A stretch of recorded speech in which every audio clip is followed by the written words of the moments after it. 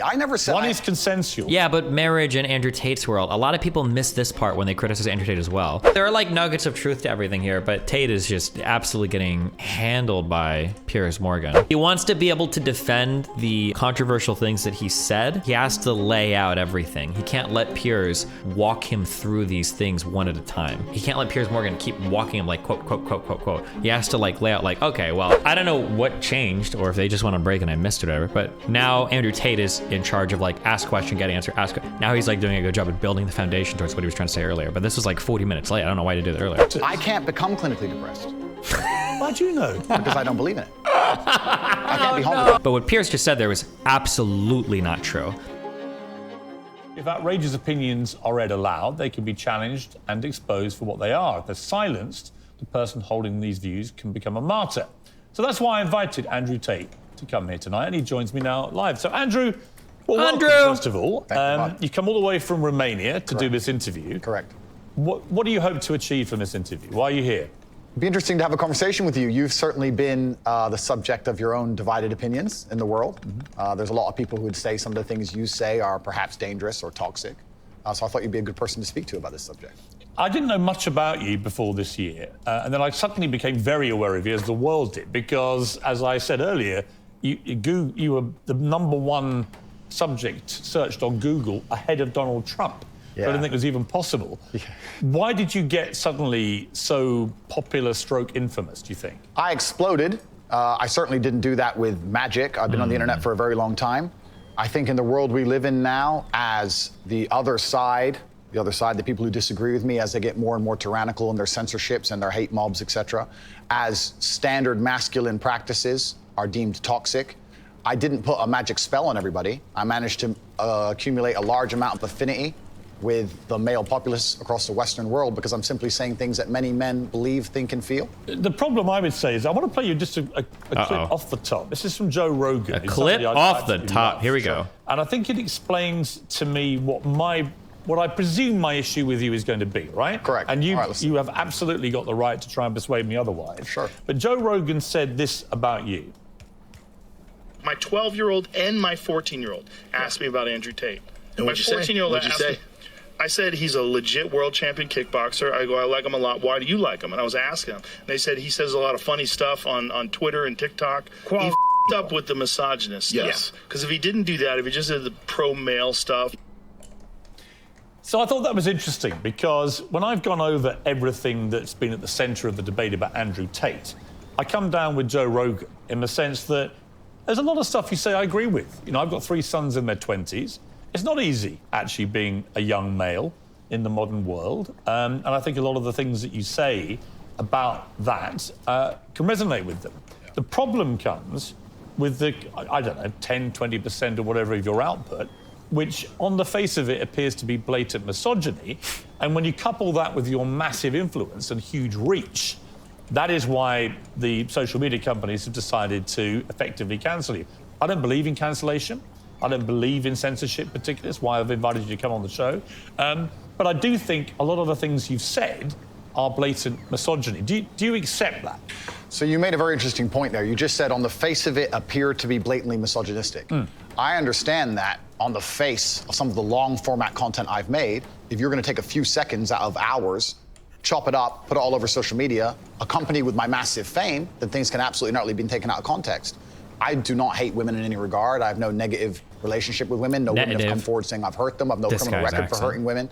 There's no way I can be seen as the face or the devil in regards to how men treat women on the planet. I'm absolutely and utterly the opposite. I believe in protecting and providing. I've been misunderstood. There's been large contingents of people who have tried very hard to purport lies about me. And the truth of the matter is, I've been producing content for a very long time. Hours and hours of videos been cut down to 2 or 3 seconds of clip. Those clips have gone viral and people misunderstand me. But I think you've used this phrase out of context, and I'm not sure that is correct in the sense that it still comes out of your mouth. And some of the things some of the things you've said, I just think are blatantly. Well, let's do them. Let's hear them. Let's go through some. Sure. Right. So you said this about Me Too / rape. This is probably 40% of the reason I moved to Romania. In Eastern Europe, none of this garbage flies. You go to the police and say he raped me back in 1988. They'll say, well, you should have done something about it back then. Yeah, so the point I was making was obviously at the height of the Me Too scandal, and also if we look at Amber Heard and Johnny Depp, there's been a lot of high-profile cases where men have been accused of things they did not do without evidence, and their lives have been completely and utterly destroyed. Right. When I say these things, people sit and say that, oh, he hates women. I don't hate women. I think rape is disgusting. I would take a stronger stance on rape than the British government. I think these people should face the death penalty. But to sit and say that women without evidence can go forward and just make up accusations against men, even though they've been repeatedly proven to destroy men's lives at will, is absolutely and utterly What about a asinine. woman who was raped back in 1988? Okay, I hate this, but he's absolutely correct in that we've gone really, really far with the you can accuse somebody with absolutely no evidence, and at least on social media, like it's like chill to do that. Like that's cool. We celebrate it. We believe all women. That has gotten insane. That should have never ever been the standard, and the fact that it somehow kind of sort of became the standard and people are okay with it is absolutely fucking crazy. That shouldn't even be controversial to say. 1988 and goes to the police. Then the man should face absolute and complete justice. But do you understand that when that clip appears on TikTok as a clip, and all right, As a clip, completely. Okay, but it's still something that came out of your mouth. Do you accept that when that appears on TikTok, a lot of young, maybe not as smart as you, young men, right, impressionable teenagers, will read that and go, what's he saying here? Is he saying that rape doesn't exist? No, I completely. I'm not going to sit here as a professional and say that I can't be taken out of context. What I will say is that one small sentence you've taken was from a 1-hour video where I explained that, of course, rape is disgusting. Of course, everybody should be punished for their crimes regardless of when they happen. But people are not perfect, male and female. And if you give women the opportunity to destroy men's lives without evidence, there's going to be a contingent of women who will do that. I'm trying to make a balanced and nuanced argument in a world where people have no attention span. They're going to take a few seconds, put it online, decide someone's good or bad, not be interested in the longer format video, and here I am. No, I'm certainly a person who takes personal responsibility. That's who I am as a person.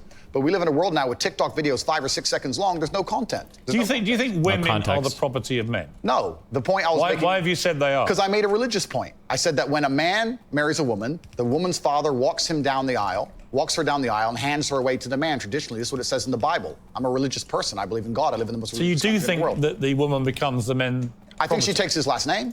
I mean, let's watch the clip that you said about this so that we can get it in context.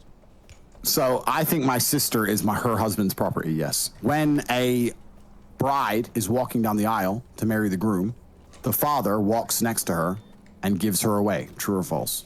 Absolutely. But I've been married twice, as it turns out, and on both occasions, I didn't believe that the woman was being handed to me as chattel, as property. Perhaps the way the reason I'm asked that question repeatedly, and I'm asked in a loaded way. So would you rephrase what you said there? Now, that's an interesting point about phrasing. The way I would say things before I was famous, I have to take personal responsibility and accept that if I make a video that 500 people see and 1% of them misunderstand it, that's not a problem. If I make a video that 5 million people see and 1% of them understand. So specifically on that point, I think my sister is her husband's property. She took his last name. She married him. She wanted to join his family. She has said it herself. Right. So she's still a sovereign individual. She's absolutely not a sovereign individual. Property means that the husband owns your sister. Listen, my friend, if we want to argue about this, you need to go back to the Bible, to the Quran. You need to argue with religious. No, I'm not talking about anything in the Bible or Quran. But that's what it says. No, I'm asking you what you think. I think that if a woman marries a man and she decides to take his last name, that they have different roles and responsibilities within that marriage, and I believe that. That's not the question. I believe the father. I am. The father hands her. Don't behave like a politician. The father hands her to the man. Right, but don't be a politician, because I think you're a straight talker, right? You keep telling me you're a straight talker. I think Andrew can't win on this point. I kind of see what he's going for, but the word property is like, that's just a loser of an argument. There's no way that he ever wins on this point. He should move off of it. What he should have said is like, I phrased it really poorly, but I mean, when you live in a society where the woman takes the last name of the father, where oftentimes fiancés or husbands have to get permission from their wives' fathers to marry, when husbands when fathers are handing daughters off to widows, blah, blah, blah, like that might be the thing, but you can't use the word property. That's a misspeak. You can't do it. There's just no way. My sister is her husband's property. Do you regret saying it like that? I understand that with my newfound fame, perhaps it could be phrased differently. However, I still believe that a woman is given to the man in marriage. That's what I believe. Yeah, but not as property. No, the property is the word that other people use when they ask me the question. But as an equal partner in a loving union. That's what marriage actually means. It doesn't mean that when you get married, the woman is given to you as a bit of chattel. Agreed. So why say it? But that's the way that people ask me the question. People say to me, they ask the Oh, question. hang on. You can't blame people for asking you questions. Surely, if you want to be accountable for what you've said, you've got to own your responses, not blame the question. I own the response. Be like me asking you a question now, and you say something, and then say, well, actually, I blame you for asking. I understand, Piers. Piers, I understand. I believe the woman is given to the man. I believe she's given away by the father. I believe she belongs to the man. So you she do, belongs to the man. All right. So fundamentally, you do believe that a woman becomes a man's property at marriage. I believe she belongs to the man in marriage, correct. Right. Oh, you see, that to me is misogyny. And you're entitled to your opinion. Right. But do you not understand why people think it is misogyny? I understand why some people can be very offended by what I say.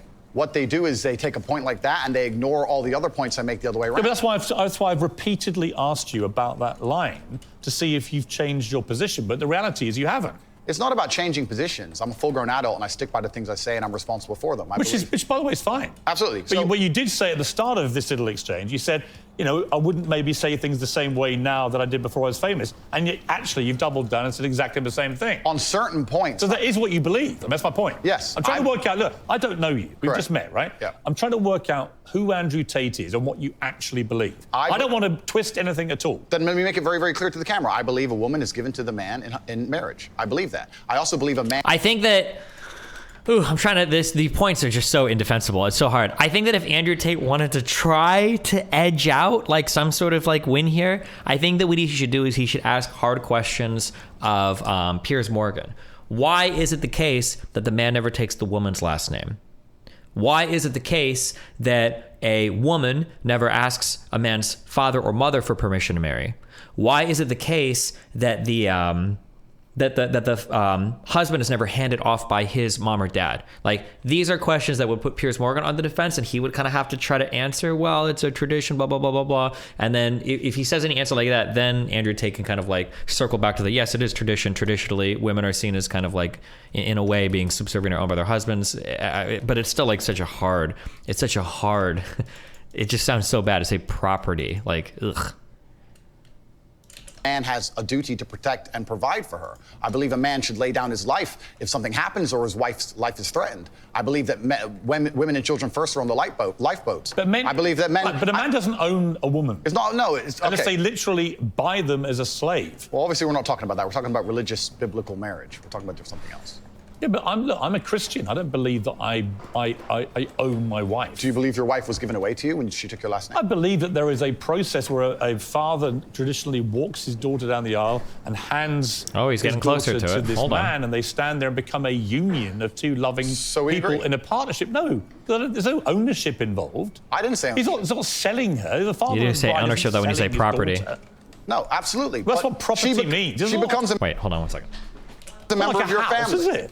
I think we're arguing over semantics. We're not, though, because fundamentally, I don't believe a man owns a woman. You do. Well, I don't think a man owns any sovereign individual. I don't think we live in the world of slavery. I don't own any men or any woman. Right. Nobody owns When anybody. you use phrases like property, that's what you imply. I understand. And so my point again is, you're a smart guy, right? Correct. There's no denying that. You're a smart, you're a good talker. I've seen a lot of the stuff. But what I don't think you quite fully understand. No, I understand very well, when Piers. young, impressionable people who are not as smart see things like, I think my sister is her husband's property, yes, and you've just reaffirmed that belief, they think that they have the right to own women. I understand that very well, Piers. That's why people think you're a misogynist. Completely. I understand all of this very well, which is why when you're saying I was backtracking, I'm not. Do you have any regret, though, over the way you phrase this stuff? Well, this is the point I was trying to make. The point I'm trying to make is... Let him make his point. I was not nearly as famous, and I was making long-format content. I was not sitting there anticipating I'd become the most Googled man on the planet and that a few seconds could be taken out of context. That was not my anticipation. No, but it's still what you believed. It's what you believe now. So what's the difference? It's not about... you're asking me... You're saying that young people who are impressionable... If you said to me, look, Piers, honestly, I've had time to think about this, and I wish I hadn't said it. I don't believe that. That's one thing. Actually, you've said the opposite. You said, actually, that's what I think, yeah. I think that when a... So it doesn't really matter whether you recorded it when you're famous or not famous. It's what you actually believe, right? I believe that a man has a duty to protect and provide for a woman. I believe that a woman's father gives her away to the man. That's what I believe, and that's in my marriage, that's the circumstance I'm going to live under. If people want to live in a different scenario, that's completely theirs. Their prerogative. You went on to say about authority over women. If I have a responsibility over her, I must have a degree of authority. Yeah.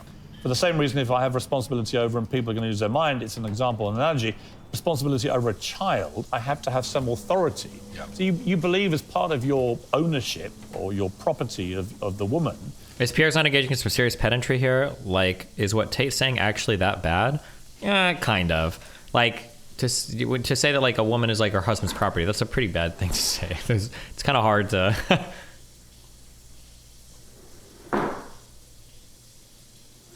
It's kind of hard to, dance around that one. You have authority over her. No, I believe if you have... That's what you said. I believe if you have responsibility over something, you have to have a degree of authority or you can't be responsible. Yeah, but authority means, again, that you're the boss. The point I'm making, if you'll please let me finish Sure. at this point. The point I was trying to make was talking about the safety of a woman. She was walking alone at night, and I was saying, well, I wouldn't let my woman walk alone at night.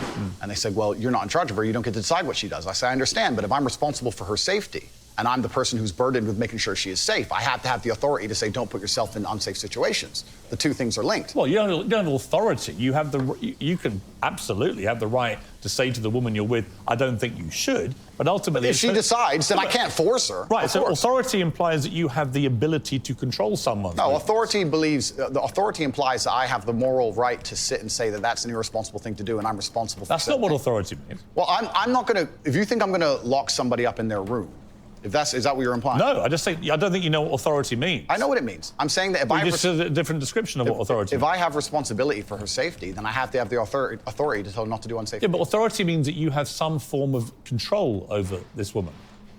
I think you're trying to... What you're trying to do... I'm only trying to get to what you think. Honestly, I am. I come with no agenda here at all. I understand.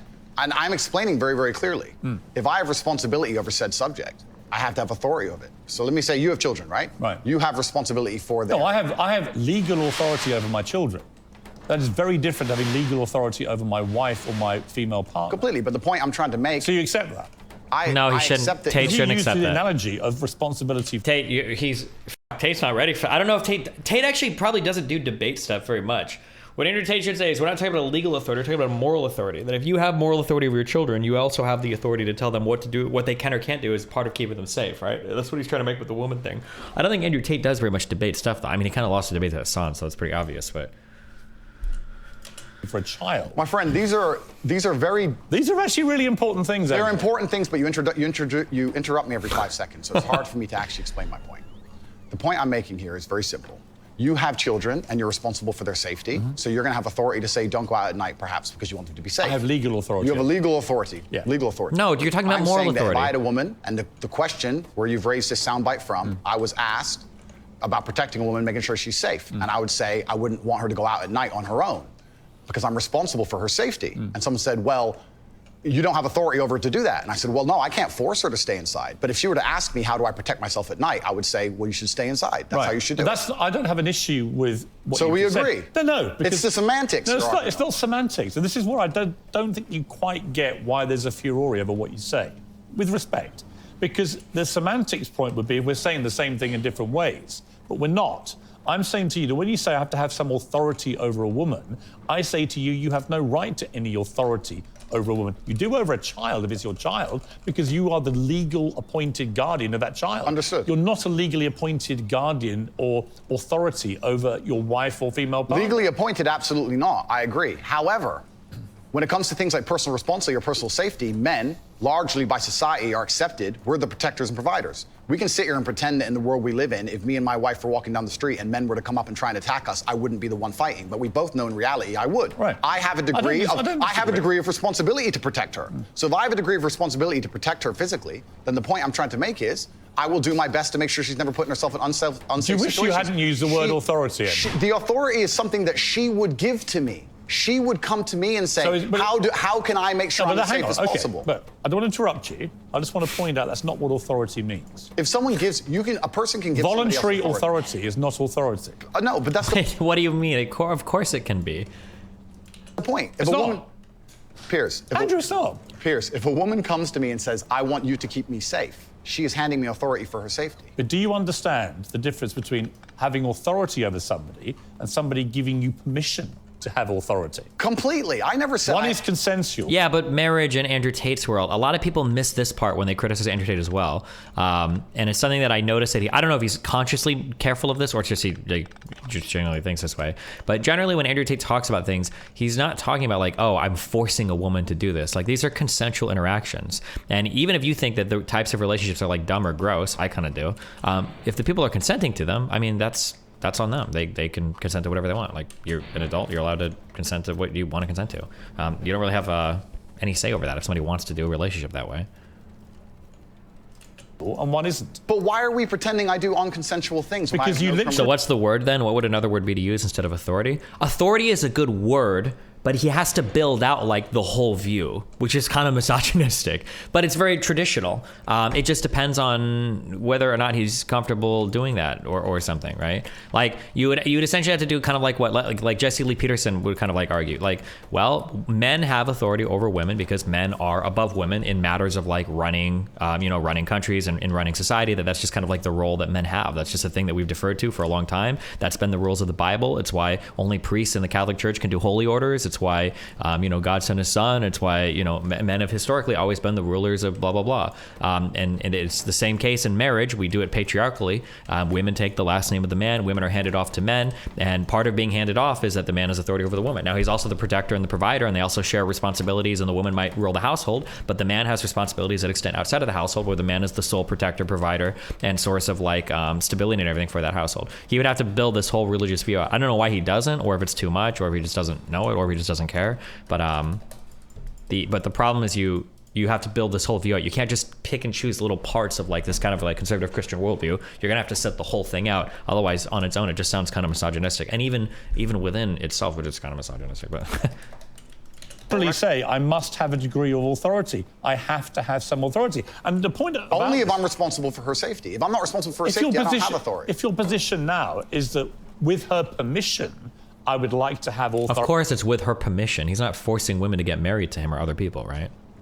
When we go out at night to protect her, that's a different That was thing. always my position. But that's not what you said. But that was always my position, Piers. So again, I simply say to you, It is what I said, though. Do you wish you'd phrased it a different way? No, because we're talking about long format copy where I'm talking about a woman who has come to me and said, you're responsible for making sure I'm safe. I said, well, then I have to make the decisions. When an which gives me 18-year-old authority. boy reads, I must have some authority over a woman, what do you think he thinks? Well, I understand that, and I said this earlier when you tried to say I was backtracking, which I'm not doing. No, actually, I'm not. I don't want to. Okay. I'm not trying to gotcha you. Cool. I'm trying to work out exactly what you actually I understand think. with massive fame comes massive responsibility. I understand that a percentage of the population are always going to take everything that's said by anybody out of context. Would you change the wording of what you said? No, I would just encourage people to watch my long format copy and understand it Would fully. you tell an 18-year-old boy you don't have authority over women? Absolutely. You would say that? Unless a woman comes to him and says, you're responsible for my safety, please make sure keep me safe. Like my woman now says, that comes to Andrew me. Tate I can sign up to. Well, then we agree. Yeah, but I don't agree with what you said before. Because you're taking a soundbite from a 2-hour Yeah, but conversation. you haven't been taken out of context, because I read you the entire sentence. It's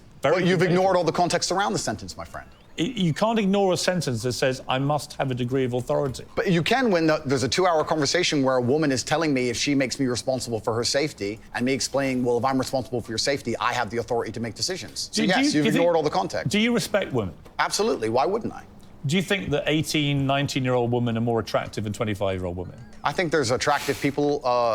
That's a loaded question. He's trying to... Is it? I can't. That's why I'm asking you. Because you said I it. can't sit here and for say. the benefit of viewers who don't know why I'm asking, you said this. In general, this is also one of the reasons men find Because they haven't been dicked down as much. I'll blow up the internet. I'll blow up the internet right effing now. The reason 18 and 19-year-olds are more attractive than 25-year-olds is because they've been through less dick. People say, oh, you can't say that, but yes, I can.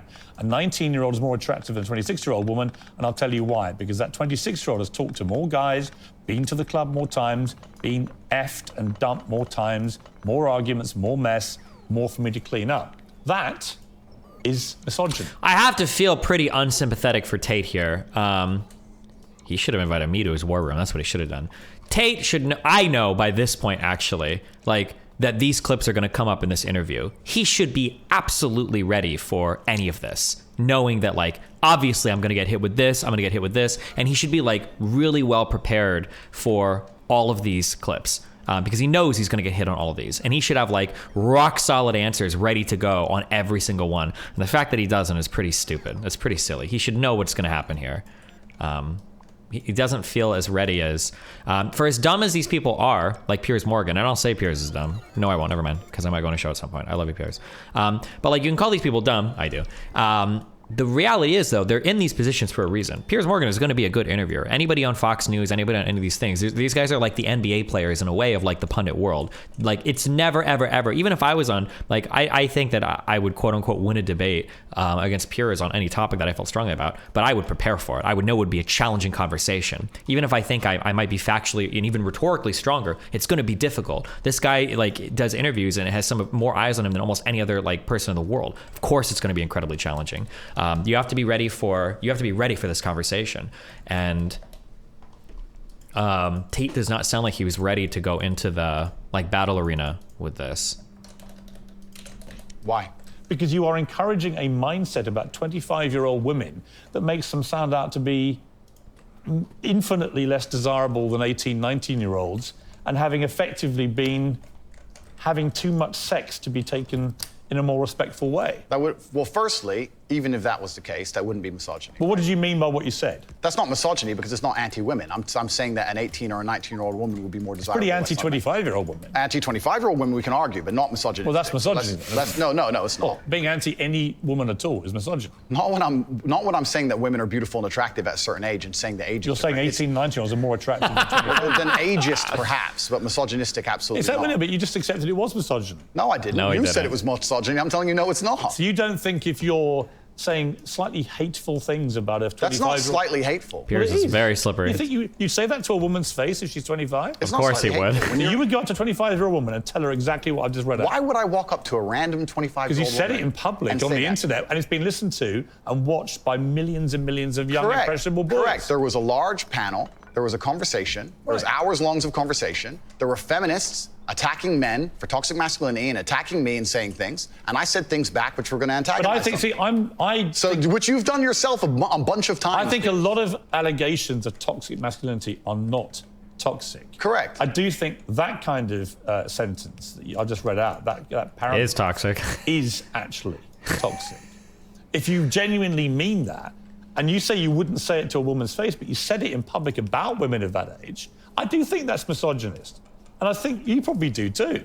I don't think it's misogynistic. I understand why it can be insulting. You wouldn't say it to a woman's face? Well, it depends. You're making out like I'm walking around the street going up to random 25-year-olds. Well, effectively, you're doing it to tens of millions of people online. There's no difference. Not at all. We're discussing a topic. We were discussing the ideal age of a man. Should young boys, right, in their teens, are you comfortable that they would have that mindset? Be honest. I think that young boys in their teens lack life experience. They lack nuance. And they need to be very, very careful what they're digesting online, whether it's my content or anybody else's. Yeah, I think you know for a fact millions of them are digesting exactly what you're saying. Completely. The entire internet, to a degree, I think any subject you can find, there's going to be a whole heap of content. I come back to the Joe Rogan thing, Andrew. Is that a lot of what you say, I agree with. Yeah. Right? I do, genuinely. I've written a lot of stuff you said. A lot of the stuff you talk about, I think, yeah, he's got a good point, right? So we agree about a lot of things. But when I read that kind of thing, I'm like... Devil's advocate, but don't most women agree that men become more attractive with age? Yeah, there are like nuggets of truth to everything here, but Tate is just absolutely getting handled by Piers Morgan. Piers Morgan is, I mean, like I said, like anybody that's going to be in these positions is going to be like a pretty talented...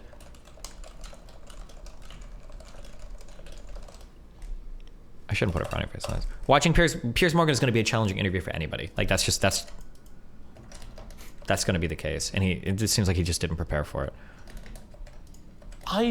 How much of that is you? How much of that is some act? Do you regret saying stuff like this? I don't. And actually, do you see it as weakness to admit you shouldn't have said something like that? No, I don't live with regret. I think what's happened is that, like I said, long format content, arguments with feminists, arguments with the toxic masculine crowd, arguments with the left. And they're going to take a small clip, small sentence from ours, and they're going to try and paint me as a villain. But I'm not left or right. I don't know what you are, Piers. Exactly.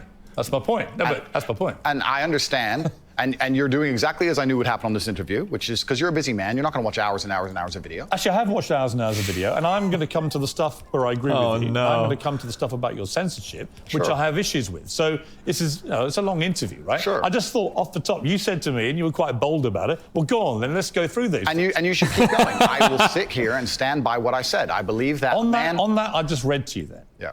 Do you wish you hadn't said that? I understand how it's been misconstrued. I understand how it's been weaponized against me. Do I regret it because it's been weaponized and used against me? Well, that's slightly annoying. That's not why I want you to Did I regret at the time mean what I said in the context of the conversation? Which Tate is trying to have it both ways. He's trying to do this thing where it's like, I stand by every single thing I fucking said. But I wish I would have said some things differently. But god damn it, do I stand by them. But I wish that I had different things that I could be standing by. But I do stand by them. But I wish they were different things. But he's trying to do this like back and forth that like it's at some point something's got to give. You either regretted the way you said something or you still believe all the same fucking shit, in which case I don't know what the fuck you're talking about. Like that would just kind of what Piers Morgan is kind of dancing around right now, basically, yeah. which obviously you're not familiar with and the people at home are not familiar with. No, I meant what I said.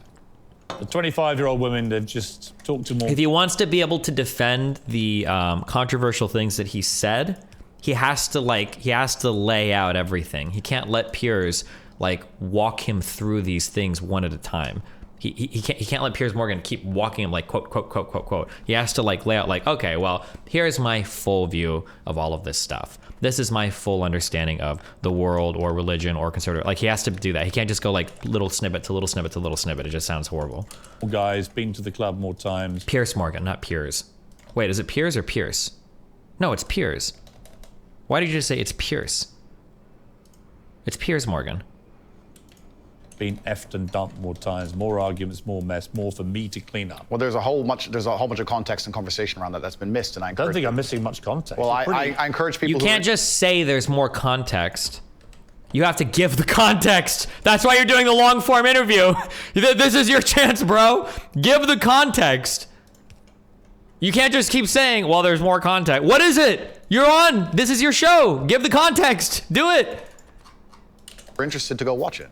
Right, but I mean, I've just read out 3 sentences on the bounce there. I don't think there's any context I'm missing. I mean, you made it pretty clear what you think about the difference between 18 and 90-year-old women. I wasn't talking about 26-year-olds. myself, even. I was talking with a Muslim guy who was on the panel, and he was explaining how youth is very valued in most parts of the world, and why virginity is valued in most parts of the world. The feminists were arguing against it, and I was sitting there, actually very much like you, a mediator between the two, explaining why in most of the world still today, perhaps not in the Western world, virginity is coveted, youth is coveted in most of the world, and throughout all of human history. And I was sitting there making the point, explaining why in certain parts of the world they think how they do, well, even though it's very different to the Western world. So I was making a point, mediating between two groups very similar to yourself. The conversation has been misunderstood. They've taken this clip of it, and it's been weaponized and used against me. I understand that is because I am now the most famous Google person on the planet. It's inconvenient, sure, but I'm definitely not a danger to women in any regard. I date women 25, 26, 27 years old all the time. None of them are offended by the things I don't think you're a danger to women. Of course not. I think the danger, if it concerns you, the danger is the influence you have on young men to have this kind of mindset about women. And that's really where I'm trying to get to what you really believe and how much you've just shot off because you think it's like entertaining and you haven't really given it much thought. And whether now you're a bit older and you've had all the fallout, whether part of you is thinking, actually, if I had, as Joe Rogan says, if you hadn't said stuff like this, you'd probably still be on all these platforms. You'd be massively more popular, massively more famous, massively richer. So I'm really just trying to get to, on the blatantly misogynist stuff, do you just wish you hadn't said it? With great power comes great responsibility. It was certainly said before the great power came. It's inconvenient to a degree. However, like I said at the time, with the context of the conversation, I know that I'm not saying things which I believe to be detrimental to the world. However, they've been misconstrued and they've been misunderstood. If a 25-year-old woman was watching this, would you say, I'm sorry for saying that? Well, I wouldn't want anyone to be offended by anything I say. But I say things that offend. And this is the thing that's interesting, Piers. Please let me finish. Yeah, but you're behaving like a politician. But hang on. You could say I'm interrupting. You do. But you're answering a different question to the one I asked you. So as an interviewer, you're behaving... Sure. Okay, you accept that. You know those things that I tell you about how, like, when I do debates, there's a guy that... what's the name of that guy? Is it Rob? is really good about dancing away from like losses in a conversation. He like you'll win on a point, but it won't feel like it because he dances away from it so quickly that he's already on to the next thing. And it's like, wait, didn't I just have a W? You don't even feel it, Rob Norton. Yeah. Notice that like Piers Morgan is like the exact opposite. Like that would never happen to him.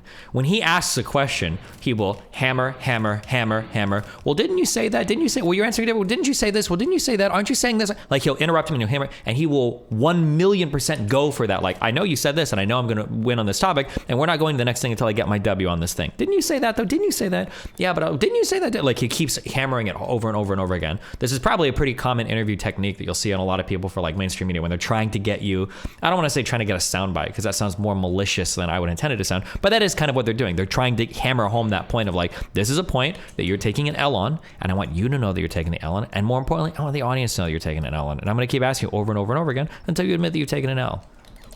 So we both got on. Okay. So again, my point is simply, if a 26-year-old woman is watching this and has heard those comments, would you just say to her, look, I'm sorry, I shouldn't have said that? No, I won't. I will say that I am sorry that offends you.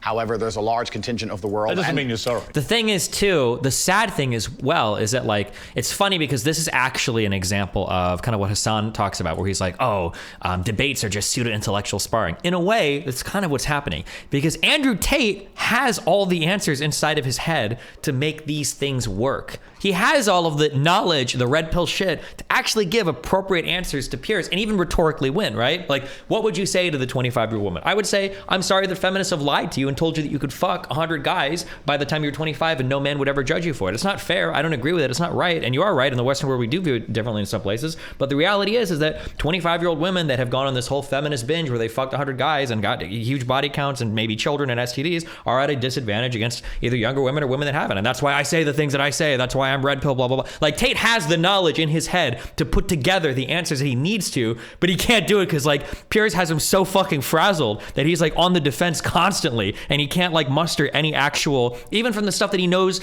that he believes is true, right? Because Tate has the answers to these questions. He just can't do it. Why is Tate afraid of saying what he actually thinks? I don't think he's afraid. I think that Piers just, this is probably one of the largest platforms that, this might be the biggest interview that Tate's ever given, actually. Do you think?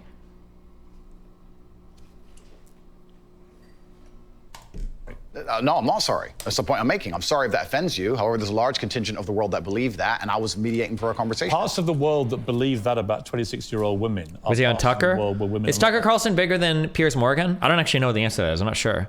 But also, I heard that the Tucker Carlson interview was a very softball interview. I don't know if that's true or not, but I heard that.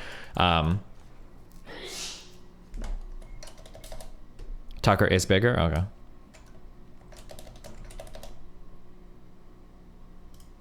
Allowed out on their own. That's a conversation. They have to wear full burqas. Well, that's a conversation. They're not allowed to drive cars. That's nothing to do with me. But is that the kind of world? Tucker's is the biggest platform in the US? Well, yeah, but I don't know how big like Tucker Carlson is in like fucking Europe. But isn't Piers Morgan like relatively international, like big in the UK? He was kind of big in the US, and I don't know in other European countries. I'm not sure.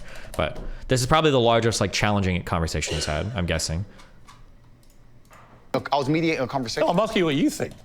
I don't live in a country where that happens. So you're using that as the excuse for why you're not sorry for saying it. It's not an excuse. Is that there are parts of the world where this is fine? So my question to you is, well, do you think it's fine? I don't think it's fine. I live in a world where... You don't think it's fine? The reason This isn't that hard, Andrew. You can simply say, Piers, you know what? With the benefit of hindsight, I wish I hadn't said it like that. And if a 26-year-old woman's watching, I'm sorry I said that, because that actually is blatantly misogynist. And even though that's a view held by other parts of the world, it's not a view I share. Now, I would respect you more if you said that than if you try and say, well, it's said in other parts of the world, so I'm not sorry. I think that doesn't tell me what you think. Then you need to understand why my content existed in the first place. My content existed because I tried my very hardest to be an absolute and utter realist, especially with uncomfortable truths. I was pointing out that very uncomfortable... Is that a truth? It's an uncomfortable truth in many parts of the world. It's not a truth that I'm happy about. It's not a truth I created. Hang on. You're doing it again. What do you mean that's a truth in other parts of the world? That's what you said. It's not, you're not talking about another part of the world. You're talking about what you believe is the difference between... Do you notice that, like, So fresh and fit, Myron does this a lot. I'm not saying this is like a debate tactic or bad. I'm not trying to be judgy or whatever. But anytime Myron answers a question on fresh and fit, notice what he does is before he gives the answer, he kind of lays out his whole worldview again, and then he answers it so that he can reinforce kind of his perspective every time. Anytime Andrew Tate tries to go into that, Pierre's like, no, come back here, answer this. Well, you see, you've got to understand why my content exists. It's because of the, like, in the world, people believe that, no, you said this, right? Piers keeps dragging it back in. And I think sometimes when these guys don't have the opportunity to kind of, like, ramble a lot, I say ramble is really negative, but they don't have the opportunity to, like, lay out that full foundation before they give an answer, and they have a harder time, like, answer directly. Yeah, it's really, really brutal to watch. 18 and 90-year-olds and 26-year-olds. I was talking about... It's your belief. I was talking about what the people on the panel believe the difference is. So what do you think the difference is? I think the difference is age. What's the difference? No. Well, now he's just lying. You don't think the difference is age. You think it's because she's had less dick through her. Her pussy has less fucking dicks per year or whatever the fuck, however you would spell it or smell it. You've said this a million times. He's going to end up like saying something in the debate that he's going to get held to that he doesn't even believe. Like, what is he? 26-year-old's older than the 19-year-old. And so you stand by what you said about talking to the guys, being to the club more times, being effed and dumped more times. Well, you believe that or not? No, there's plenty of 26-year-old women who have been with one man or virgins, Right. of course. So you don't believe it? I don't think that the age is the only thing that's going to decipher how many men or women. Right, so if you don't actually believe what you said, just say so. To be fair, do you think any worldview could survive an analysis like this? There's no shot that any worldview could survive a grilling. Oh yeah, no, you could. This has less to do with the worldview and more to do with the like the kind of like rhetorical sparring that's happening right now. Piers is just very, very, very comfortable in this environment. He excels here. He's leading the conversation, and he did do his homework, and Tate didn't. So like the battle is his to lose essentially. Like he shouldn't fumble here because Tate just didn't prepare. But I mean, you could theoretically, you could come out of these okay. You just have to be ready for the conversation. Sorry. It's not about not believing what I'm saying. It's about you understanding that there's large conversations going on. I'm just reading. Yeah, he pulled a Vosh. I know I'm asking you, do you believe it? I believe that it's more likely a 26-year-old's had more partners than a 19-year-old. Right. You don't know that. I don't know that. You're right. In fact, there could be absolutely no evidence for that whatsoever. Completely agree. So why say it? Why stigmatize all 26-year-old women? It's not about, we're repeating ourselves here. Well, not really. I'm just trying to get to what you actually believe. I believe that men find youth attractive in general. I believe that in the context of the conversation. 25-year-old women aren't old. Why is he saying, and now like notice how Tate is bouncing around. Notice how Tate is saying things that he like doesn't even believe or contradicting things he just said. Well, he was just saying, well, I date a lot of 25 and 26-year-olds. It's fine. And now he's saying like, well, but youth is attractive. Like, it's like he's like a ball in a pinball machine right now. It's just like. I agree with you. They're not, especially I'm old. I'm a lot older than that. The point I was making was part of mediating a panel, a conversation between feminists. Now he's repeating this again. I get it. Okay, I get it. good. But So you understand why I said the sentence. But as far as I know, you weren't espousing what a Muslim man might think. You were espousing what you think. I was espousing what the people on the panel believed. But you were saying what you think. What? I feel like you're trying to pin me down. If it's not what you believe, just say. Then say what you believe. That. Yeah. What part wouldn't I believe? Well, you tell me which part you don't believe. It's up to you to say that. Which part would you now say you don't believe? I believe that 25-year-old women perhaps have had, because they've been alive longer, maybe have had more partners, but I don't believe that makes them a bad person. Okay, wait. So then you do think then it's not just about people being younger. It is about like figuring out how many partners they've had then. Right. But you understand that the way you phrased it. How do you honestly think you do in this kind of situation? I think given time to prepare, I feel comfortable in any conversation. If I have time to prepare, I think I've shown that given the opportunity to prepare a conversation, I feel comfortable against almost anybody. But the preparation would have to be done pretty carefully. Makes every 25-year-old I understand. feel a bad person. No, I don't think so. Of course you do. You're not stupid, come on. Piers. Andrew, you're not stupid. You know what that sounds like to any 25, 26-year-old woman. Completely. And right? So you have maligned every 25, 26-year-old woman with that statement. And I'm simply asking you, to all those who are not of the type of women that you've described here, are you sorry? I don't want anybody to be offended by anything I say. I want to be a positive force in the world. I don't want anybody to hear what I say and make them feel bad about themselves. I want all people to live righteous and good, whether they're male or female. And anybody who you lead a righteous life? I think I do, yeah. Do you? Yeah. You boasted openly of having 6, 7 partners at once. So is that righteous? I'm not taking there's a moral view from me. Simply asking you what you think righteous means.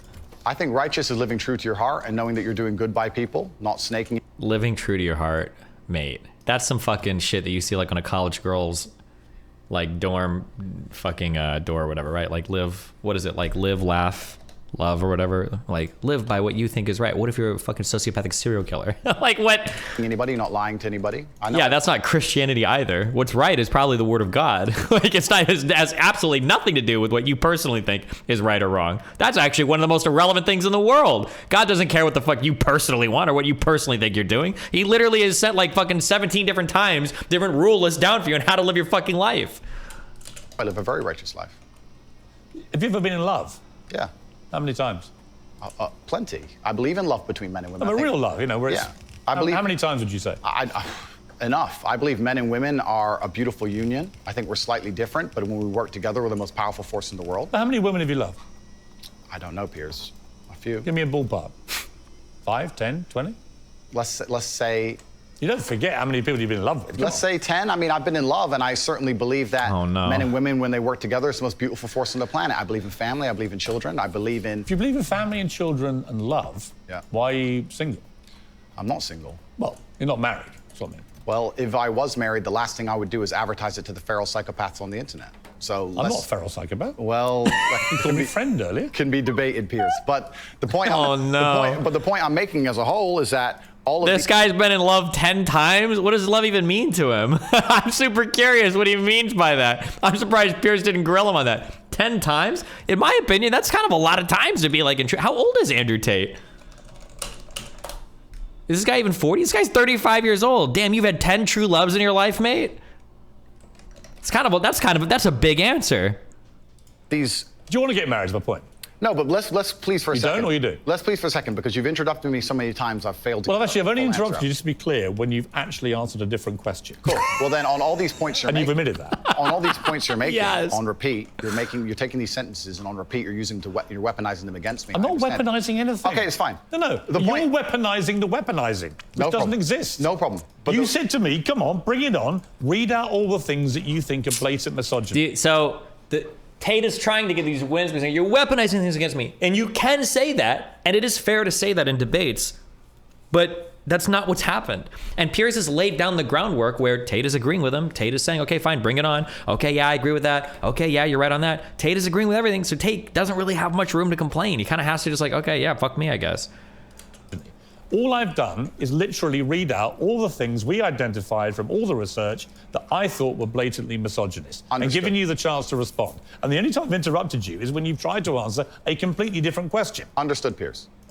But these things were said in large context where often He's gone back to the context thing again, but he's already failed to substantiate that. Where you've read one of them sentences from. I was talking about how it's a man's duty to die by a woman. And the guy asked me, he said, if 10 men with knives attacked your woman, wouldn't you just...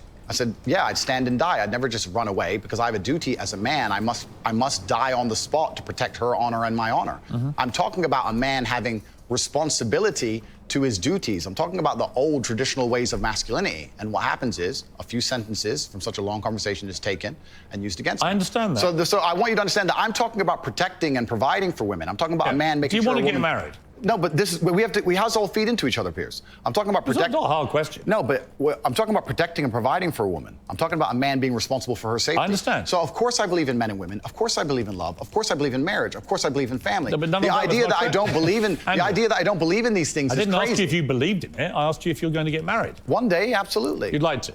If I'm not married already, I will be married one day. If I'm not. Well, you might be secretly married. I could be married, correct. Why would you not tell me either way? Why would I advertise to the feral psychopaths of the world who have tried their very best to destroy me for an opinion about my private life and the things that are most sacred to me? Why would I do that? If you said you were married, everyone would hate you? I don't know about people hate me. It's about me understanding that I'm a hard target, but I am very, very protective of the people I care about. Right.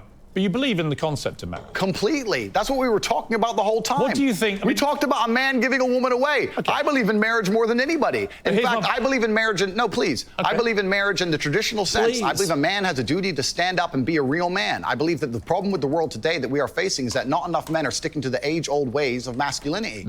I believe that me standing up and saying a man must protect a woman and provide for her, so he needs to make sure that she's safe. He needs a degree of authority to protect her. I have no problem with... But people do have a problem with it. That's the world we're in now. Andrew, I'm over here. Sure. I don't have a problem with what you just said. Here's where my problem comes, right? Oh, no. There are a lot of clips of you floating around on the... You know what? I think Tate is an okay guy. Listen, I'll fly out to Romania, and I'll give him debate lessons if he wants to. This gets back to Andrew Tate. I disagree with a lot of what you say, but I will give you free debate lessons, okay? We can do this. Internet, as you know. He's getting handled. One of them has you saying, bang out the machete, boom in her face, grip her by the neck, shut up, bitch. In another, you say slap, slap, grab, choke, shut up, bitch, sex. When people see those clips and hear you say those things... Agreed. Well, I don't think that... It's not hard to misunderstand. It is. You might say that it's consensual. Other people would say, whether it's consensual or not, that's a very ugly way to talk about women. Completely. Now let's hitting them with machetes. No, watch the whole video. It's a girl coming at me with a machete and me saying, here, slap the machete out of her hand. She's attacking me. So you don't understand. This is the exact point. I do understand. No, people don't watch them in full. And this is actually what's interesting. And please don't interrupt me on this point. Social media has changed in modern times. Oh, no. YouTube 5 years ago was 5, 6, 7, 8 minute long videos. Now we have TikTok, 10 seconds, 15 seconds, 20 seconds, YouTube shorts, Instagram stories. Now anything you produce that's long form is cut down to very, very short form. They're interested in clicks, they're interested in engagement. Of course. They find the most controversial clips they can on purpose. You benefited from all that. Everybody benefits from social media views, as do you. Was it the Hustler? What is it called? I had an online school. Called Hustlers University. Right. And their whole job was to promote your clips, make you rich and famous. So you've benefited from this system, the one you now profess to hate. You benefited from I never said I hated it. You clickbaited like the best of them. I never said I hated it. I'm saying what happened. I don't hate it. I don't hate social media. I think it's a very powerful force. I don't hate the social media. I'm saying the point is, I think you can talk, look, you can talk to girlfriends of yours, maybe a secret wife, I don't know. It's entirely up to you. Or two. Maybe you've got 10 wives, that's your business. I don't care, right? My only thing is, I don't care what you do in private. If it's consensual between you and another woman, you can do what you like, right? It's your life. God, you know what the ultimate turn on to be at the end of this is Andrew Tate being like, do you feel like Piers Morgan did a great job in this conversation? Do you think that he fucking steamrolled me? Well, let me tell you why. It's because Piers Morgan has actually been part of the $5,000 a month war room for the past 6 months. And he's been getting debate tips. He's been getting coached there the whole time. And that's why he performed as well as he did. Join the war room, guys. Andrew Tate. I believe in freedom and liberty. It's when you say it in public, it's the influence that this kind of thing has on young men. Agreed. Right? And I speak to someone with 3 sons, right? Who are, by the way, they're intrigued by you. They're fascinated, right? You're a big thing in that world of TikTok and so on. So they all are aware of you and what you say, so they're all looking. And when they see things like the machete thing, I get the context, because I'm a 57-year-old guy who's been around the block a bit, and I can get what you said, and you responding to a particular scenario which you'd created where a woman... But it can be misunderstood. I understand. So my point to you is, given that you know it can be misunderstood, do you regret saying things like this on camera where it can be disseminated by less intelligent young males who think that is actually what they should be doing to women? And finally, we get to the point of the issue, which is the point I tried to make at the very beginning. When I made a video before I was famous that got 500 views, me being concerned that 1% of people will misunderstand it was not relevant. You start getting 5 million views a video, 50 million views a video, 1% of people misunderstanding it. Doesn't change what No, it doesn't, but it becomes a much larger problem. I understand. So with great fame comes great responsibility. Right. So I agree. Now that I'm famous, do I say things the same way as I did back before I was famous? Absolutely not. Right. As neither would you or nearly any other famous person on the planet. So once you become famous, you have to be a lot more careful with how you say things. I understand. So my logical follow-up to that remains, do you regret then saying it the way you said it? I can't live in regret by saying something before I was famous on a camera which barely anybody watched, and then I became famous afterwards. That would be a very asinine way to view the world. Do you stand by all those things? I can't live in regret because I didn't know I was going to become the most famous man on the planet. Regret would be the wrong word. Is it inconvenient? Sure. But I can't sit here and say, I wish I knew 6 years ago I'd be the most famous man on the planet and monitored all of my speech forever. That's asinine.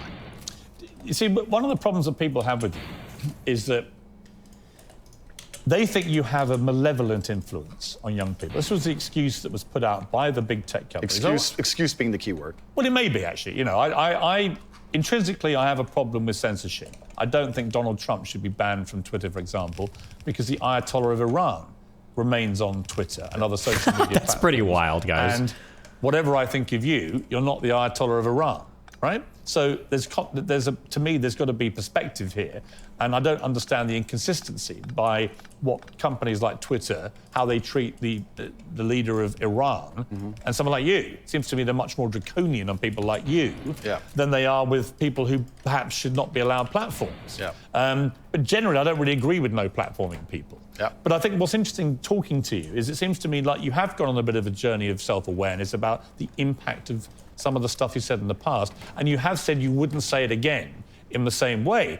Now, you may not want to express regret for that, but it shows me that at the very least, you have evolved to somebody who recognizes that these can be quite damaging in the way that you said them. Completely. As a professional and as an adult, it would be stupid for me to sit here and say that now that I'm the most famous man on the planet, my words do not have more impact than they did before.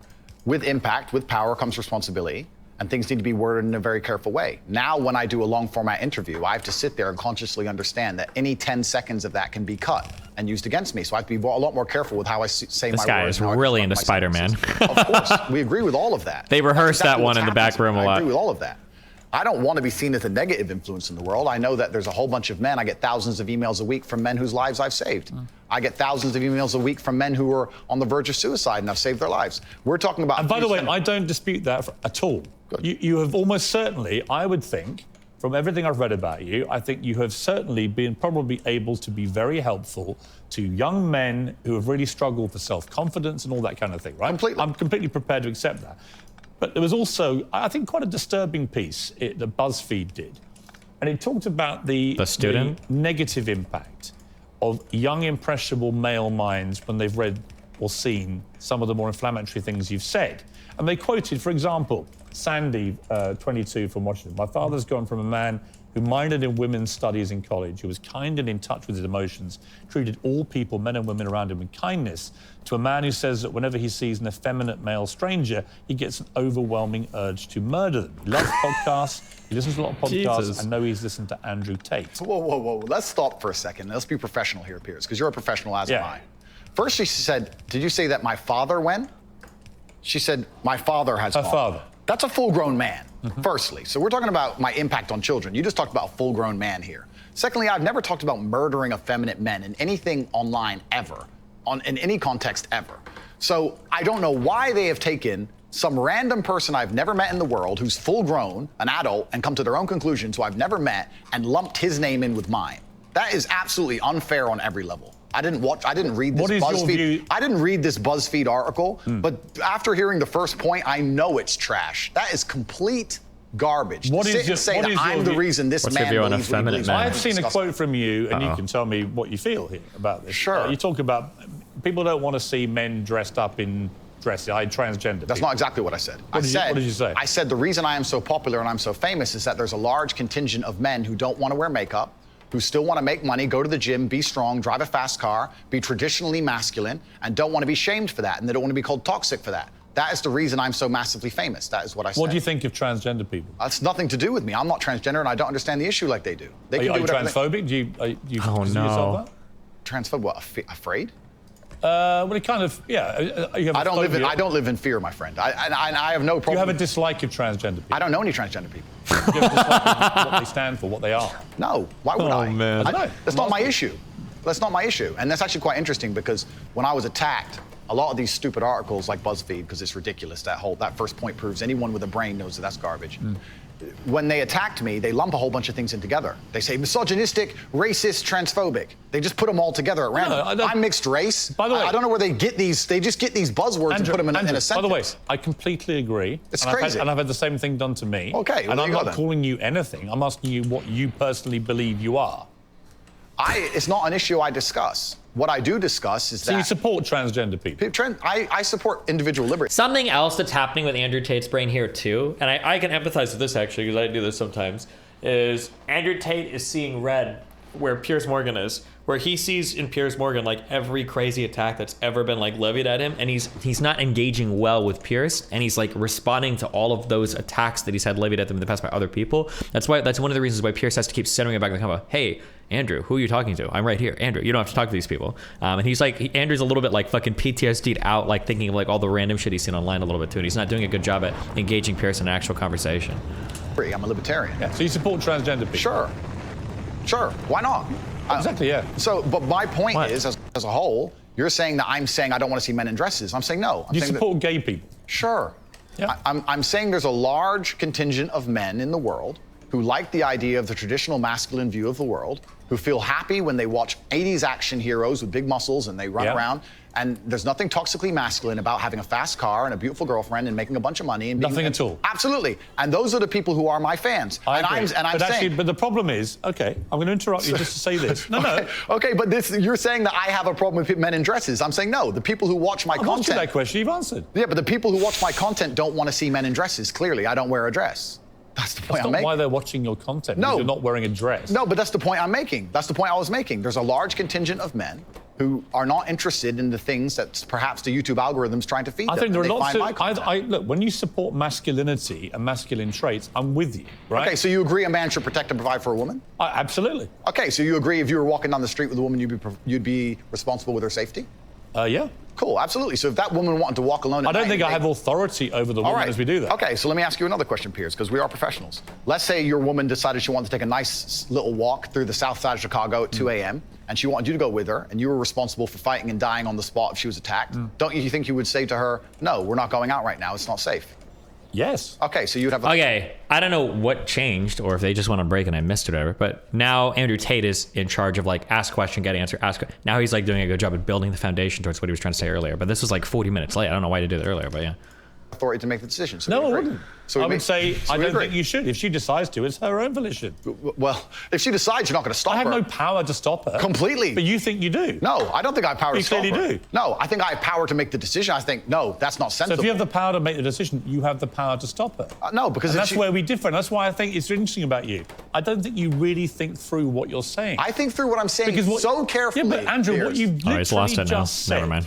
is that you have the power to stop her. No, I said I don't have the power to stop her. I'm not going to lock her in the room. I'm saying that. So if she wants to go on her own, then she's going to go. Then you don't have authority to stop her. Okay, but as a couple, if we're going to sit there and decide if we're going to take this... You asked me, would I feel a sense of responsibility for her safety? Absolutely. Agreed. Absolutely. So let me finish, Piers. Would I have the power or authority to stop her doing it? No. No, of course not. So let me finish, Piers. You're not going to stop her walking out the hotel. Of course, it's her decision. She's a sovereign individual. My point is that usually in a couple, you sit there as a team and you discuss, and perhaps on certain issues, the woman will know more about X and she'll decide X, and the man might know more about Y and he'll decide Y. So I'm saying if we're as a couple and we're sitting there and deciding, as a couple, as a team, and she says she wants to take this late night stroll, I'm going to say, you know what, I'm going to veto this one. I'm going to call veto. Do you believe because it's dangerous, which to a degree would give me in that particular...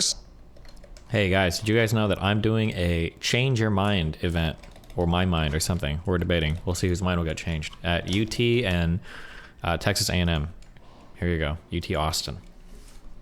Signal boost, retweet, tweet, buy the dinners, do whatever you want. There you go, boom, boom, boom. Wait, and for the dinners we're selling, who makes the money on that? Is it going to the fucking clubs, or are we taking that, Jeff? What the fuck? Wait, I should have asked this.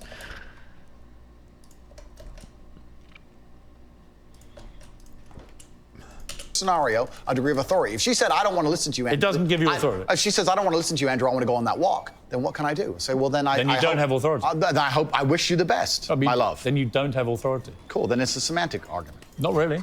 I think it's the complete opposite of what you said you had, which was authority. No problem, Piers. No problem. But I think we actually... Ask you about, what do you believe about depression? Do you believe depression is a real thing? I believe that feeling depressed is real. I don't believe depression as a clinical disease is real, no. Really? Correct. You don't believe people can be clinically depressed? I think PTSD is very real. Unfortunately, I have some friends who suffer from that. I know that feeling depressed is real. I believe that the #1 power you have against these things are trying to take control of your own mind and affecting your own life. I believe that it's not healthy to hand over all your power and believe that depression is an outside disease that you can't affect. I know that when I've had difficult periods in my life, and also many of my friends, like I've said, suffer from PTSD and been through terrible things, I've lived a very difficult life, and I know people who have, that the things that made them feel better is when they woke up and said, you know what, I'm not gonna allow this to damage me anymore. I'm gonna take responsibility. I'm gonna get up and I'm gonna fight this as hard as I can. And by the way, on that, I agree. So we agree. Right? My favorite speech is the Rocky Balboa one. Okay, so then we agree. No, we didn't. Here's where we don't agree. Piers. You don't, no, hang on. You got to let me interject when I don't agree with you, right? Where I don't agree with you is that there's no such thing as clinical depression. There absolutely is. Well, it's a proven scientific medical reality.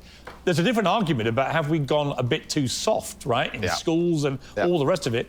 Absolutely. Do I think some people moan and whine too much about their lot in life?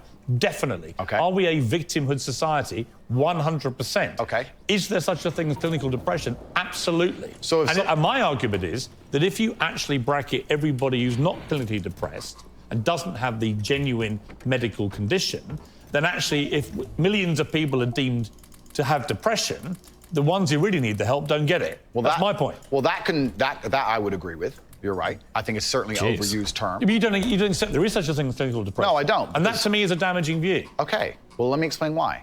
If someone comes to me and says, I'm clinically depressed or I feel very, very sad, I would say the first thing you need to do is stop accepting the identity of a clinically depressed person. Stop accepting you have no control over this. And what you need to do is stop identifying that way, and let's work together to try and fight against it. But there isn't an eminent doctor in the world who would tell you there is no such thing as clinical depression. Who would not tell you that some people it's simply beyond their control. I think Johan Hari wrote a book saying exactly that, my friend.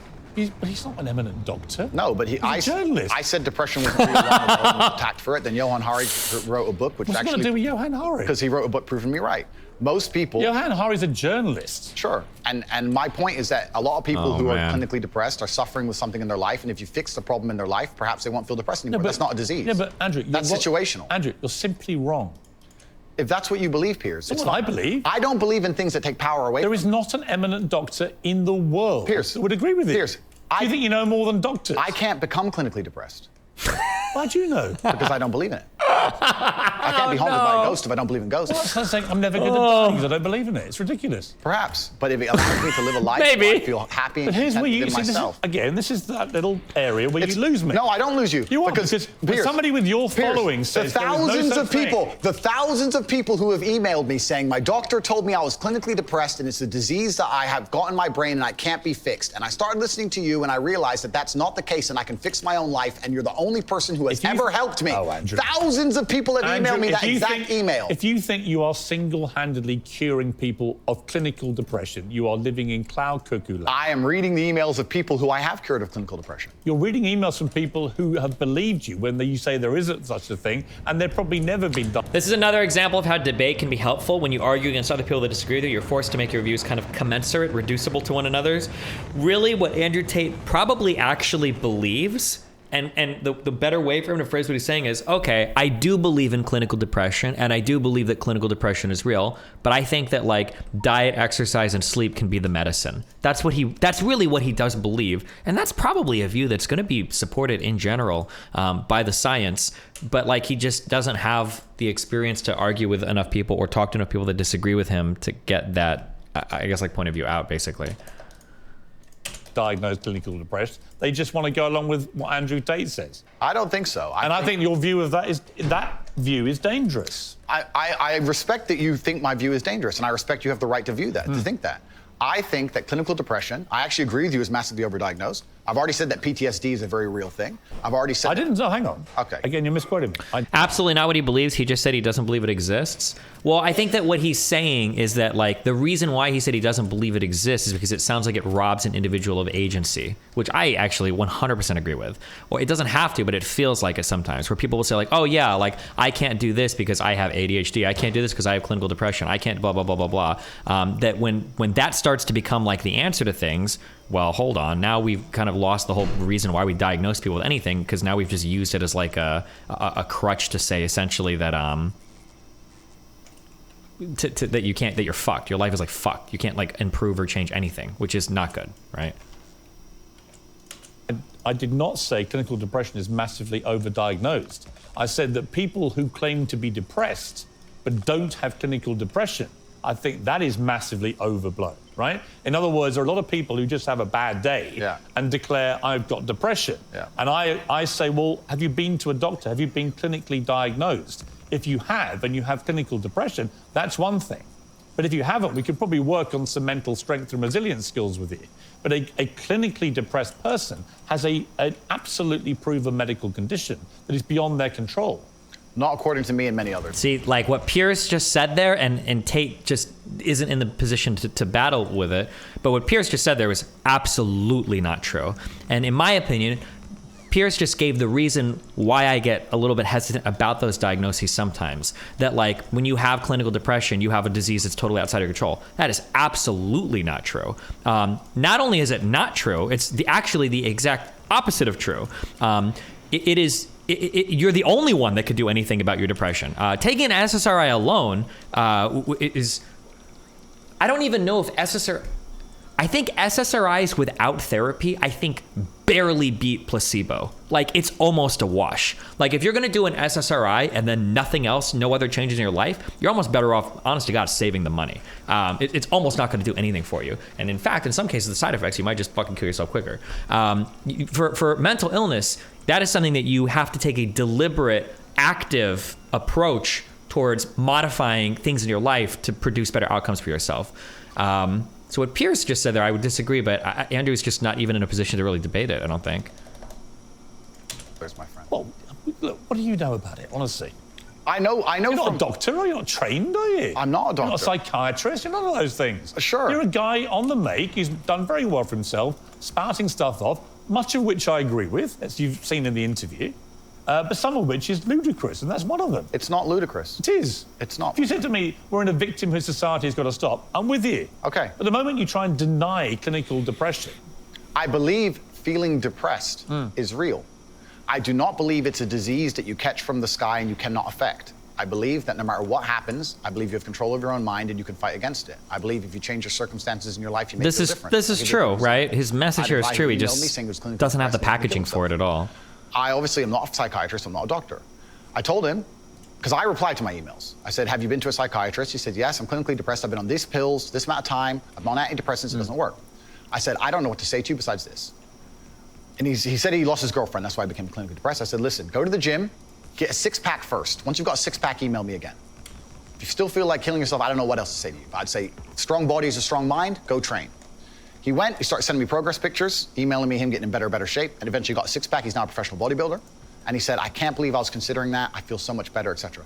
The doctor who was telling him he was clinically depressed and couldn't cure it, he started taking control of his own life. Doctors shouldn't be saying that. Now, I'm not saying it's the case for everybody. No. I'm just saying. Here's my question, though. Have you seen the guy's medical records?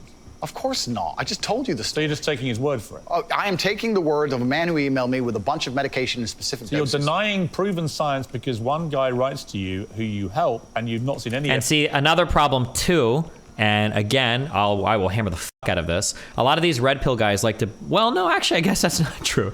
I was going to say a lot of these red pill guys like to do this, like, you know, fact over feelings and all that bullshit. But I guess Andrew Tate actually... pretty avowedly is like, don't show me studies, I don't believe in data. But if Andrew Tate was more willing to engage with the data, Andrew Tate could be pushing back way harder here. The idea that like, all this like mental health shit is like, this is solved science. Like we know what causes this. We know that's absolute fucking bullshit. What was the huge meta-analysis? Was it a meta-analysis or was it a novel study that just came out showing, I think it was questioning the effects of serotonin on depression, or was it questioning the effects of SSRIs in treating depression? I think it was questioning the effects of serotonin and the relationship to depression.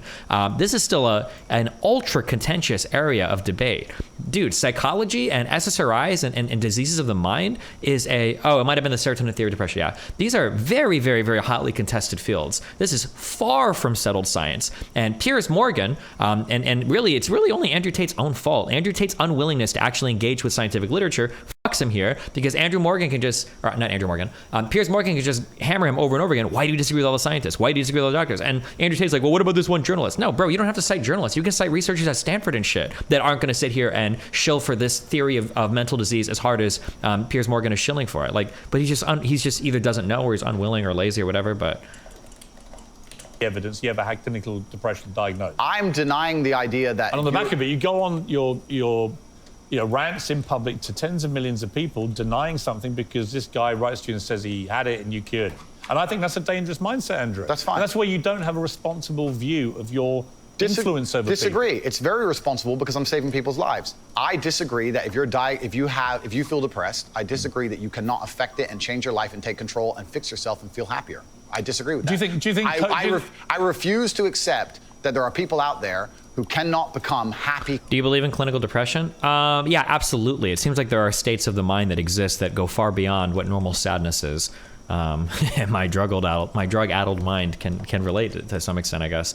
The only issue that I'm having with the way that we engage with a lot of our diagnoses these days, it happens with every mental diagnosis, is these start to become handicaps or explanations for behaviors rather than springboards for behavior modification, right? Like if somebody says, like, I have ADHD, like, the next sentence should be, and this is what I do to control it. Or I have depression, and this is what I do to combat it.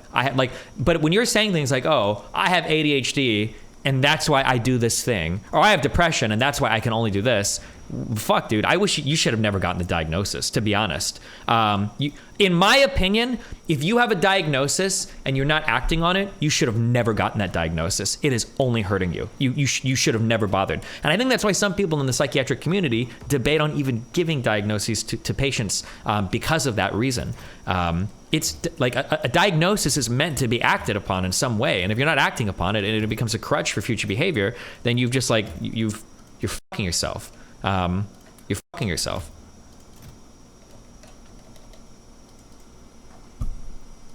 Contented individuals. I refuse to accept we live in a world where God has created people who, no matter how hard they work and how good their life becomes, can't be happy. I don't accept that. I accept that the universe is a very giving place and that God loves all of us. And if you try your best and you work hard, you can become a better person. And I also will argue with you, and I'll counter the point that you sitting here on your platform telling people they have clinical depression, there's nothing they can do about it, is far more dangerous. Okay, well then, if they have clinical depression... Why do you misquote me? No, because you're saying... You hate being misquoted. No, you're saying if people have clinical depression... I never said there's nothing to do about it. They go to a doctor and they get diagnosed and they get help. Then I would argue the point that if it's the complete opposite of what you just said I said. I would argue the point that if somebody has depression of any kind, whether it's clinical, whether it exists or not, whether they feel depressed or not, whatever, that taking control of their life, taking personal responsibility and working hard is always going to be the positive, best thing they can possibly do for their life going forward. How positive and the people is around it? them. So sitting here saying, I don't believe in clinical depression, you don't believe in depression. No, I don't. I believe that people can take control and fight against things. Right. I believe in personal sovereignty. Right. Fine. Good. So we agree. No, we don't. Yes, we do. No, we don't. Piers, you're on my side. You're afraid of being cancelled along with me. As I said to you from the start, that's all I agree with a lot of what you say. Completely. So but I'm taking you to task over the stuff I don't agree with. Sure. And I'm just not sure you understand why it's wrong, which is in itself quite revealing. Let me talk to you about Alex. Let me talk to you about Alex Jones, right? Who I have a bit of history with. He tried to get me deported from the United States. Oh, did he? Yeah. What is your view of Alex Jones? I think that Alex Jones is a sovereign individual who, very much like the rabid left, deserves a chance to speak on his points of view. I think that the truth on issues is usually somewhere in the middle between two extremes. And So you think Sandy Hook was staged? I don't know anything about Sandy Hook. Really? You know he's just been sued by the families for millions and millions. I have no idea. You don't know anything about it? No. So why would you support someone in public when you know nothing about the most infamous When thing have I supported him in public? Well, you kind of just did. You just said that he has a right to speak. Damn, dude, if you're gonna get grilled on Alex Jones, you kind of have to know, like, the Sandy Hook thing is the thing that he's, like, known for now, legally. That's, you gotta know something about it. You have supported him in public. I've been on his podcast. Yeah, but you said nice things about him. I say nice things about lots of people. What do you think of Alex Jones? I said nice things about you, Piers. That's fine. so you should. I'm a nice person. So to sit and say that I've been on a podcast and I say nice things about him. But you said you support his right to speak about things like Sandy Hook. But you don't know what he's... I don't know. And you know what it was? It was a mass shooting. Of school children. Okay, but to sit and it's actually no. Let's stop for a second. Please don't interrupt me. Here's why I know why you're good at your job. First, you interrupt people a lot, which is good. It's a good skill, Actually, and then there you go. Prove me right. But here's exactly and the timing's good. Here's exactly what I do. I only interrupt people like you when they're not answering the question. You either that's what he's going to say. Refuse to answer the question or answer a completely different one. Sure. And I want to remind you of what the question was. Fair enough. Or when you misquote me back, which you've done repeatedly through the interview, where you say, you see, Piers, you agree with me. And the viewer who's been watching will go, no, he didn't. Cool. No problem. The other thing you do is You try and set these traps like now. So you're saying What's the trap you think I'm setting? You're saying that I agree with every single point of view a man has. I literally didn't say that. You're saying, well, you support Alex Jones. Why would you misquote me? Because you're saying you support Alex Jones, and you said you've been on his podcast, and he said this. I don't know What do you think of Do you know what Myron does in real life that I fucking love? I'm gonna start doing it. Myron actually has a fucking notepad on Fresh and Fit that he writes notes down on. I noticed when I was debating him, he would do that. He'd write notes on what I was saying. I love that. Okay, does it look autistic? I don't care if people think I'll do it. I'll be the autistic guy that brings a notepad and just jots things down. I super love that. I might take one with me to debates. Alex Jones? I don't know everything he said. What do you think of him? I think on his podcast he was cordial. I think he was professional on his podcast. I've also done podcasts with rabid leftists and people who openly hate me. Is it wrong? I do a podcast circuit. Okay. So and I don't know everything he's ever said. When somebody like and I don't know what. So I don't know what you're trying to get me here because I did a podcast. If you let me get a word in edgeways, I'll tell you. It's a lame trick. If you let me get a word in, Sure. I will tell you. Let's go. Alex Jones said that Sandy Hook didn't happen. It was staged by actors. Okay. This compounded the appalling grief of the families of those poor 20 children who were gunned to pieces by a lunatic with an AR-15 semi-automatic rifle. They were already grief-stricken beyond belief, and this guy poured petrol onto that grief quite deliberately to make a huge amount of money from his InfoWars fake news bullshit. And as a result, a lot of the families have now sued him, and they've won. And he's going to have to pay back tens, maybe hundreds of millions of dollars in damages to these families. And quite right, it won't do anything about the pain he caused them. Some of them actually had people turn up outside their houses with guns because Alex Jones had told them that these parents were making it all up. They were all staged actors. It was all run by the government. So I simply say to you, now I've told you that, what is your view of Alex Jones? Uh-oh. I don't see why any of that has to do with me. It's very interesting. I've done the guy's podcast. I know him well. He was professional and courteous to me. When I meet somebody and they show me respect, I show them back. Respect. That's what I do, as I did with you. You respect him? If somebody shows me respect, I show them respect back. So if Adolf Hitler showed you respect, you'd respect him back? That's a stupid question, Piers. It's not. It's a logical extension of your argument. No, if in 1931 I was walking through Germany and a man come up to me and said, sorry for bumping into you, I'd say, sorry, no problem, mate. I'd show respect back. I don't know, what are you trying to say? That I sanction the Holocaust? You literally just said if somebody respects you, you respect them back I say if somebody shows me respect, I show respect back. That's a good way to go through life. Whoever it is. If somebody shows me respect and is courteous to me, I'm courteous back. Yes. How can you respect somebody who caused such misery and pain to Sandy Hook? I have no idea the specifics of the thing you're discussing. I don't understand any of it. But Piers is going to say he just told you, no? You told me your version of events. When did you go on the podcast? Uh-oh. I was on the podcast about four times in the last 4 years. I did one relatively recently. So four times you went on Alex Jones's podcast. Correct. Promoting him, helping him make money. I don't think it was promoting and helping him because... Well, it's his podcast. Well, yeah, but I've been on the podcasts of people who absolutely hate me. I've been on liberal left-wing podcasts. I've been on feminist podcasts. Fine. And no, you just sat here saying I would like you to agree, perhaps we can agree on this point that I'm not a feminist. I go on feminist podcasts. I do a podcast circuit. You're not a feminist? I don't know. Okay, some of you guys draw the dumbest false equivalencies. So, Destin, you had chicken and waffles with Nick Fuentes. If you accuse me of doing that, I'm not going to be like, oh, I don't know anything about what Nick Fuentes talks about. I don't know anything about what he believes. No, they're not even remotely comparable situations. If you think you are, you're on a massive cope. That is the biggest cope in the world. Tate is just like Destiny. Not even close. But I've been on the podcasts of people who absolutely hate me. I've been on liberal left-wing podcasts. I've been on feminist podcasts. And no, you just sat here saying I would like you to agree, perhaps we can agree on this point that I'm not a feminist. I go on feminist podcasts. I do a podcast circuit. You're not a feminist? No, I don't know. What do you think a feminist is? Well, let's not change subject here, Piers. Stay on the subject. You mentioned feminism. Completely, but you're trying to get away from the point because what you did is you're trying to say because I did a podcast, Piers just tried to be a little sneaky there. Views, and I'm saying I do 5 podcasts a week. I do 5 podcasts a week, and I don't sanction 100% the views of any other person on the planet because I'm an individual, and he has an individual views, as do you. So I don't know why you're trying to come at me with one of his views and pretend that's something to do with me. Because it's a pretty big view. No, but it's a lame trick, Piers, and you're better than this. So let's move on. Would you, it's lame, and let's move on. Putin had a podcast, would you go on it? Sure. You would? Great. Okay, then we know what you're talking about. If Vladimir Putin had a podcast, I'd go on it. If Joe Biden had a podcast, I'd go on it. If a feminist has a podcast, I'll go on it. If Piers Morgan has a podcast, I'll go on it. If Alex Jones, I don't see the point you're making. There's no point here. You're digging, but there's nothing to find. Well, I'm not. I'm taking your position that if somebody shows you respect them. I think that... I'm saying there are lots of people in the world I do not respect. If Vladimir Putin showed me respect, I would not respect him. That's your opinion. But No, it's my view. What's okay, your that's view? your view. Well, you're saying... Your view is you would. You're sitting here, Piers, saying that I'm on uncensored show, and in your intro you said that it's important that we don't have echo chambers and we have varying... Correct. And that we have varying opinions. Correct. But then you're saying the people you don't like, you wouldn't go on their podcast. No. So you are a hypocrite. No, I will go on anybody's podcast and discuss any point. I don't think you understand what censorship means, do you? Like a lot of words we've had problems with today. You're just saying What do you think censorship means? No, but the point I'm trying to make here... Hang on. What do you think censorship means? Don't hide from the fact that you're saying you will only do podcasts with people you like. Why do you think that's censorship? No, that's your prerogative. My prerogative is What does it do with censorship? I'll discuss opinions with anybody, and I've done hard left wing. Why are you not asking me about the podcasts I've done for the people who are hard liberal By the left way, wing? I don't care whether they're left or right. Okay. Extremists to me are all nuts, right? Then we agree. Yes. So perfect. Good. Next subject. All right, here's my next subject. Very serious case here. Jesus. And before you move on, sorry, Piers, but before you move on, I do find it kind of disingenuous, and I know we're on a show, and I don't have a personal problem with you, but it is kind of disingenuous to try and sit here and lump me in with some school shooting. That's nothing to do with me. That's nothing to do with me. On any level. Let me respond. On any level. Let me explain.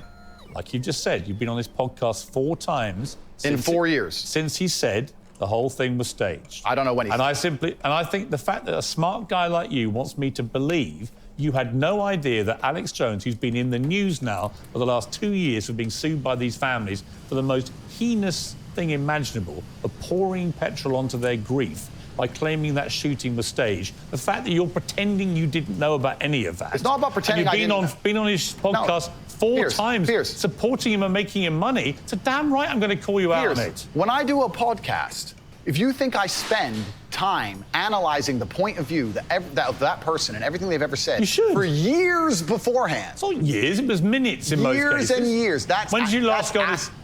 When did you last go on his podcast? You trying to lump me in and attack me for a person whose podcast I do having a view is absolutely childish. Because I've done a bunch of podcasts with people. You would do a podcast. I've done a bunch of podcasts with people who are advocating for things that I do not agree with on every single level. In fact, most of my podcasts are me disagreeing with people. So it's completely crazy that you're trying to lump me in with that. That's cheap. That's cheap. You are completely misconstruing the point of what I'm saying. I think deliberately.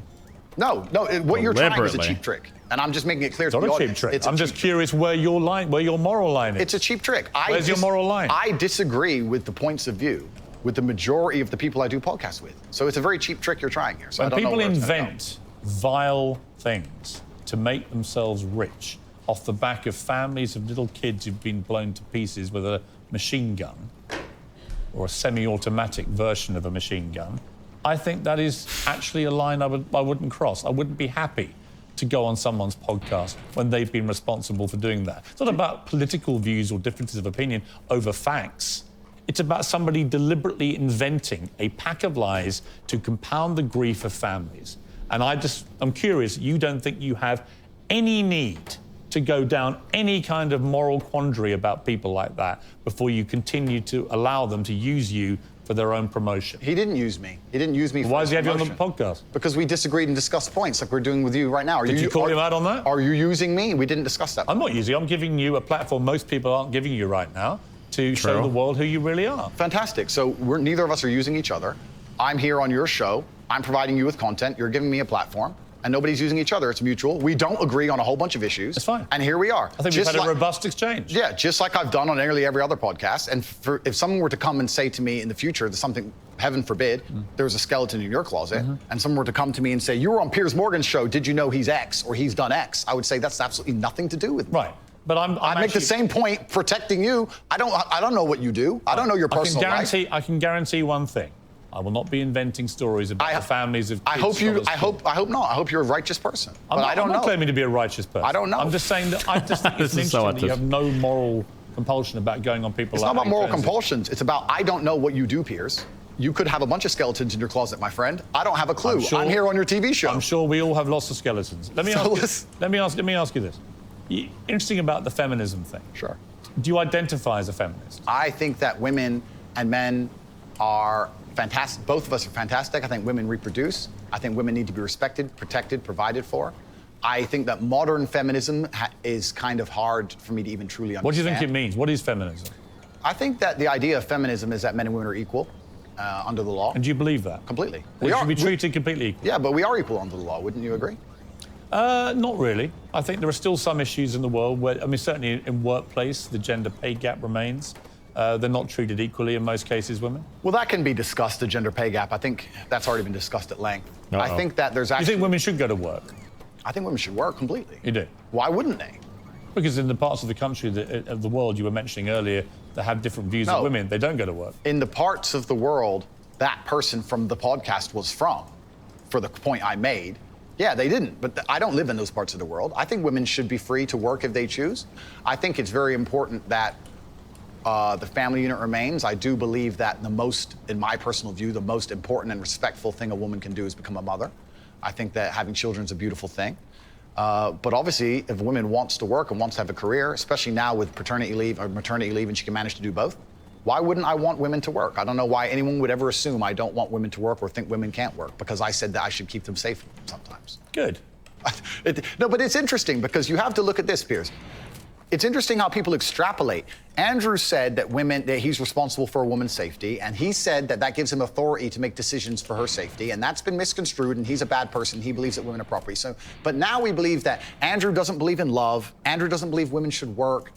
I don't know where all of that comes from. Well, that's why I'm glad we've had a chance to discuss completely. I believe women are sovereign individuals, and they can make any choice they so desire.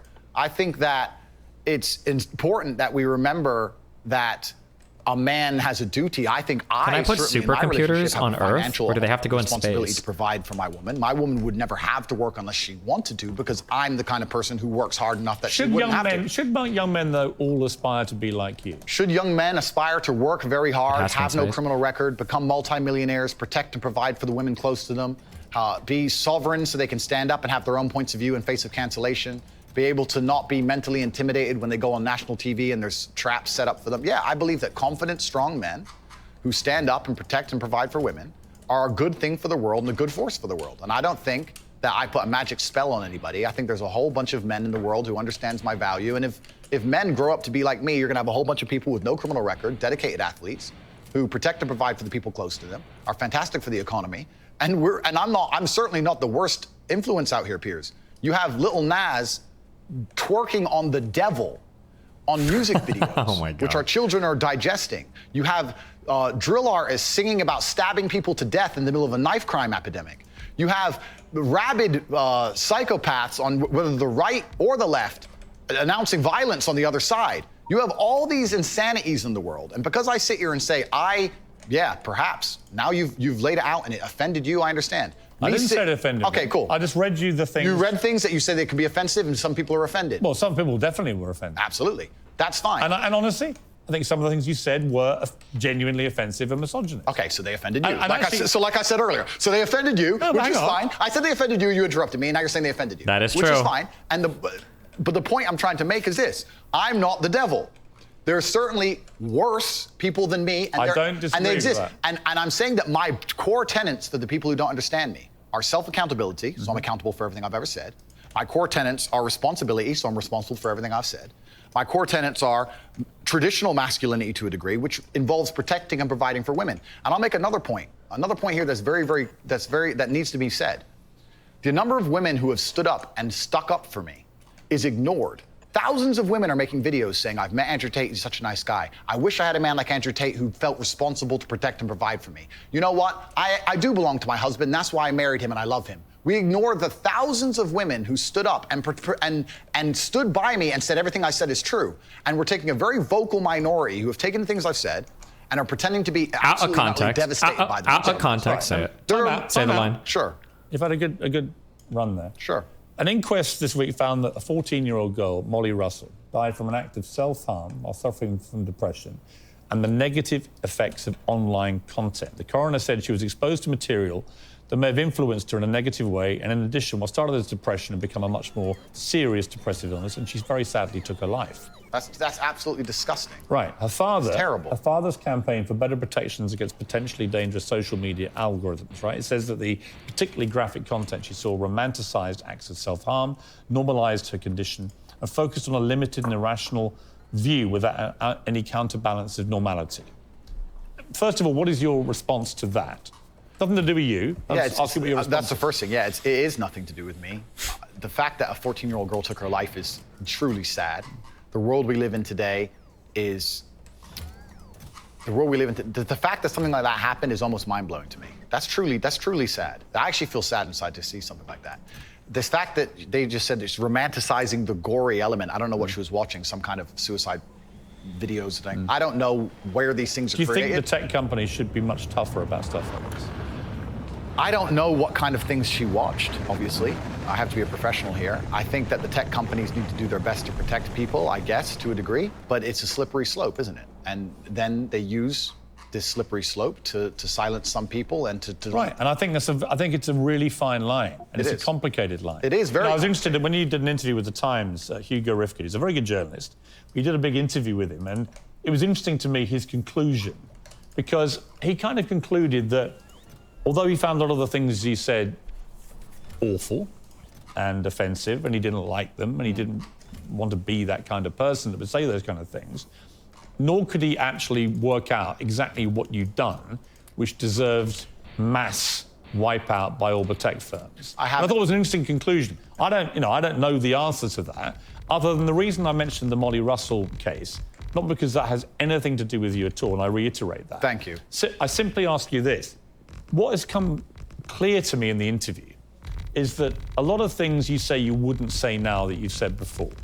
I'd say them differently, perhaps. Yeah, right. So to me, that's an acceptance.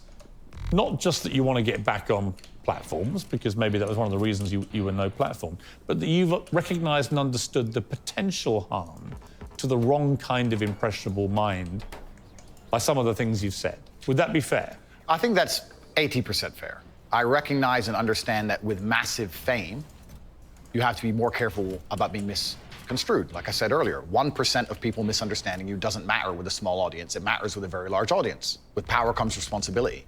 I still believe the things I say. He loves that saying. I do not want to be a negative force for the world.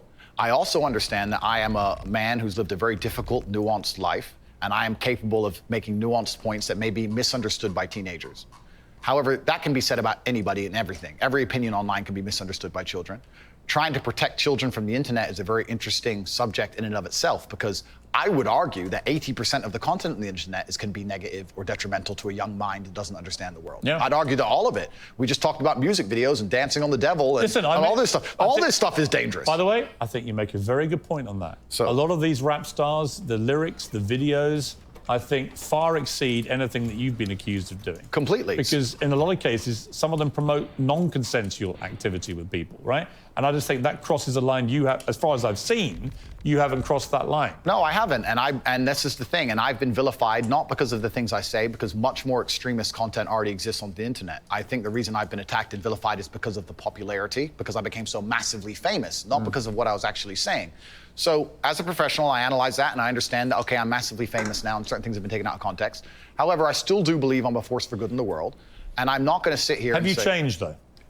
It's not about changing. Well, it is. We're all involved in an evolution. How old are you now? I'm 36. 36, right? I bet you're a different person to what you were when you were 26. Oh, that's absolutely, 16, that's right? Absolutely a fact. So we all change. And Mike, you keep talking about being a good person. Yeah. I think if you're honest with yourself, that you can see why people found a lot of the stuff you've said problematic and misogynist, and I think you've recognised you wouldn't express yourself in that way again because you've understood that it's caused a lot of harm. And that's really what I wanted to get to today, was an acknowledgement by you that these things clearly were said in the wrong way, created the wrong impression if you didn't mean them the way you intended them, and can therefore have a malevolent influence when you have a huge following.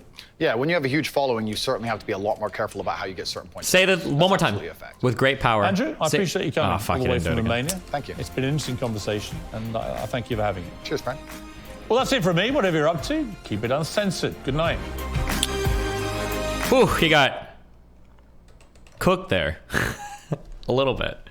Jeez.